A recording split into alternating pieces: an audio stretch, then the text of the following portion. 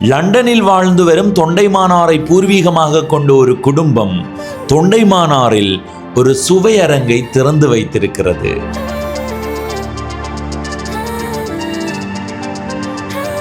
வணக்கம் நண்பர்களே, நான் உங்கள் நண்பன் தர்சனாமூர்த்தி பவனீசன். இப்போ நேரம் காலை 7:38.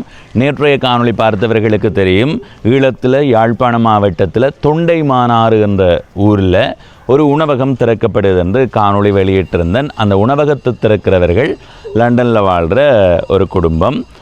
உண்மையிலேயே அவர்களினுடைய இந்த சேவை வரவேற்கப்பட வேண்டியது. சேவையா?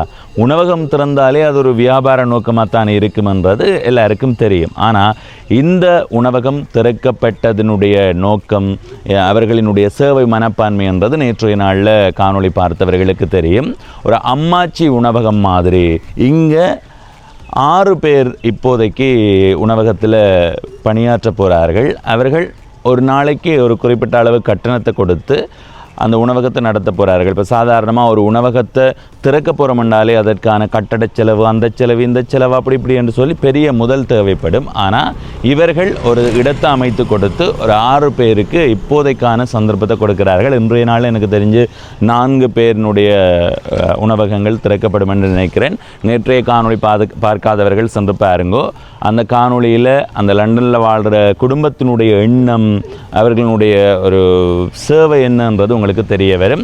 ஏன் நான் இதை திரும்ப திரும்ப சொல்கிறேன்னா, இந்த காணொளி பார்க்குற நீங்களும் உதவி செய்யணுமென்ற மனப்பான்மையில் இருக்கலாம். அந்த உதவி செய்கிற மனப்பான்மை என்பது கையில் கொண்டு போய் காசை கொடுக்குற மாதிரி இல்லாமல், அந்த காசை எப்படி ஒரு தொழில் ரீதியாக மாற்றி கொடுக்க முடியும் என்று பார்த்து செய்வீர்களாக இருந்தால், கரைச்சலில் இருக்கிறவர்கள், துன்பத்தில் இருக்கிறவர்கள், வறுமையில் இருக்கிறவர்களுக்கு அது ஒரு கௌரவமான வேலை வாய்ப்பாகவும் நல்ல ஒரு வியாபாரமாகவும் இருக்கும். இப்போ இந்த உணவகம் எங்கே இருக்கின்றதை காட்டுறேன். இந்த இடத்துல பாருங்கோ, அதில் இருக்கிறது தொண்டைமானாறு சந்தி. அதால் போனால் தொண்டைமானாறு முருகன் கோயிலுக்கு போகலாம். அதாவது செல்வச்சன்னதி முருகன் கோயில் என்று அழைப்பீர்களே, அந்த கோயிலுக்கு போகலாம். இதில் இருக்கிறது மத்திய மருந்தகம் பருத்தித்துறை. இது பருத்தித்துறையில் இருக்குன்னு யோசிக்காதீங்க, தொண்டைமானாறில் தான் இருக்குது. இதில் இருந்து ஒரு 100 மீட்டர் தூரத்தில் அந்த தொண்டைமானாறு முருகன் கோயிலுக்கு திரும்புகிற சந்தி இருக்குது. இதுதான் அந்த வைத்தியசாலை. இந்த இடத்துல பாருங்கோ, வளர்மதி முன்பள்ளி என்று எழுதி இருக்குது.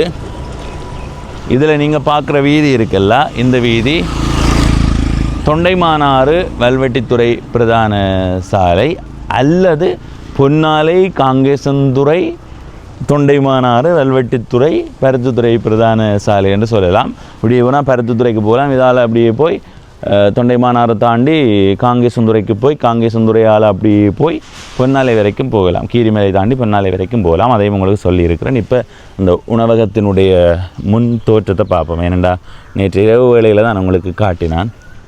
மேலோட்டமாக உங்களுக்கு காட்டுறேன். சரியா? பாருங்க, இவர்களின் சேவை வாழ்த்தப்பட வேண்டியது. இன்றைக்கு என்ன சிக்கலண்டா, படப்பிடிப்பாளர் வேறு இல்லை. அதாவது நான் தான் மக்களே எல்லாத்தையும் பிடிக்க வேண்டியதாக கிடக்கு. படப்பிடிப்பாளருக்கு இன்றைக்கு ஒரு சின்ன ஒரு அலுவல். படப்பிடிப்பாளர் தன்னுடைய நல்ல மனசோட சொன்னார், தான் வந்து போகிறேன்ண்டு. இங்கே வந்துட்டு அடுத்த என்னத்துக்கு போகிறாரு, அங்கே போகிறேன்ண்டு. அப்போ நான் சொன்னேன், இல்லை இன்றைக்கி நீங்கள் அங்கே போகணும். அப்படி என்னன்னு கேட்டால், இன்றைக்கி கோயில், எங்கள் ஊர்கோயிலில் திருவிழா நடக்குது, அவர்களுடைய பூசை. இதுதான் அந்த உணவகம், மீரா சுவை அரங்கம். பகல் வேளையில் பாருங்கள்.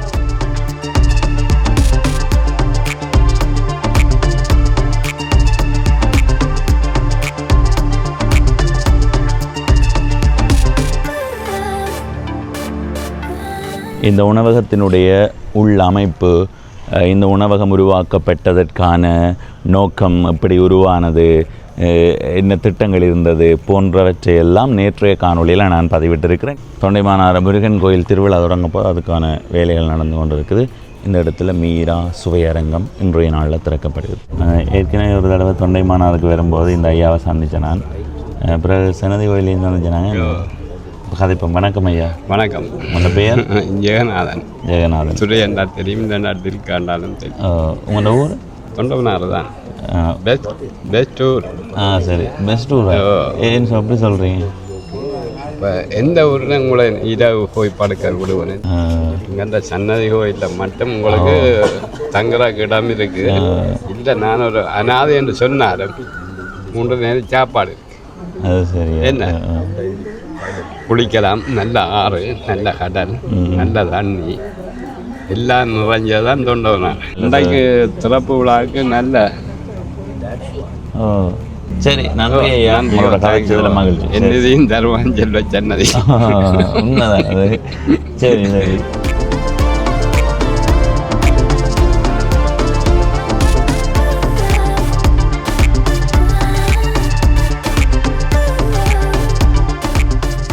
இந்த சுவை அரங்கம் இப்போது விளக்கேற்றி நாடாவட்டி திறந்து வைக்கப்பட இருக்கிறது.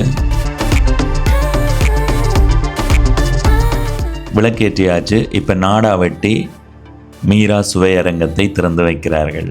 உண்மையிலேயே இது ஒரு சிறப்பான தருணம்.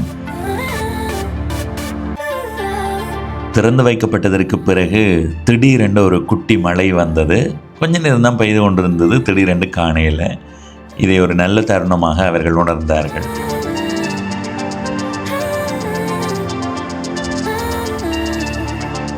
எல்லோரும் ஒவ்வொருவராக பணத்தை கொடுத்து முதல் நாள் உணவுகளை வாங்கி சாப்பிட்டார்கள். அந்த தருணத்தையும் மகிழ்வாக பார்த்து ரசிக்க முடிந்தது.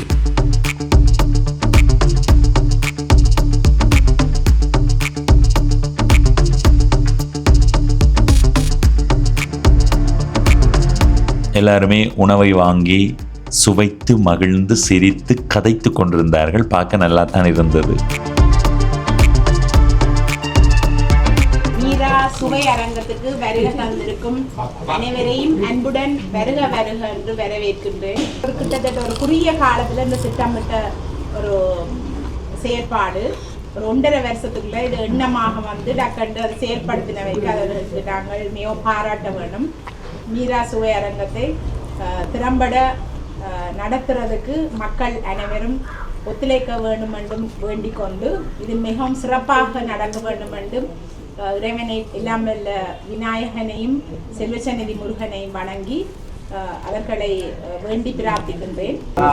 இங்கு தரப்பட்ட சிறுதானிய கஞ்சி உண்மையிலேயே மிகச் சுவையாக இருந்தது. இந்த ஐயாட்டுக்கு எப்பவும் அப்படி இருக்கண்டு ஐயா சுவைச்சு பார்த்து சொல்லட்டும். எப்படி இருக்கு ஐயா? நல்லா இருக்குல்ல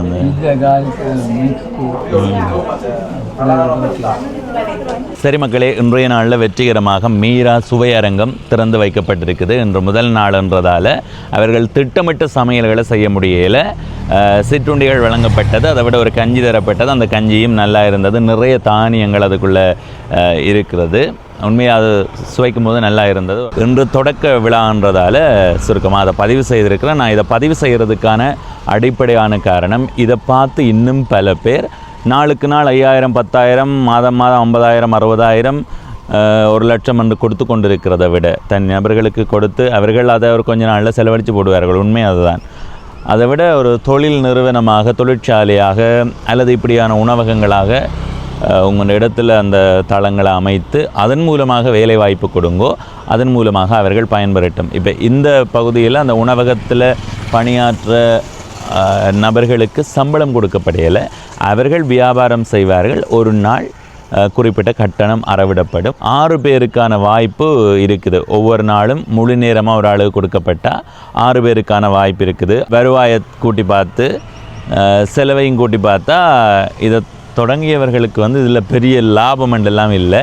அந்த செலவுகளை கையாண்டு அதன் மூலமாக ஒரு 5 or 6 பேர் பயனடைந்தால் நல்லமென்று தான் அவர்கள் யோசித்திருக்கிறார்கள். எனவே எதிர்காலத்தில் தொண்டைமானாறு வல்வெட்டித்துறை பிரதான சாலையால் வரும்போது இதில் இருக்கிற மீரா சுவை அரங்கத்தில் வந்து சுவைத்து மகிழுங்கள் என்றதை இந்த இடத்தை பதிவு செய்து கொண்டு விடைபெற்றுக் கொள்கிறேன். நன்றி, வணக்கம்.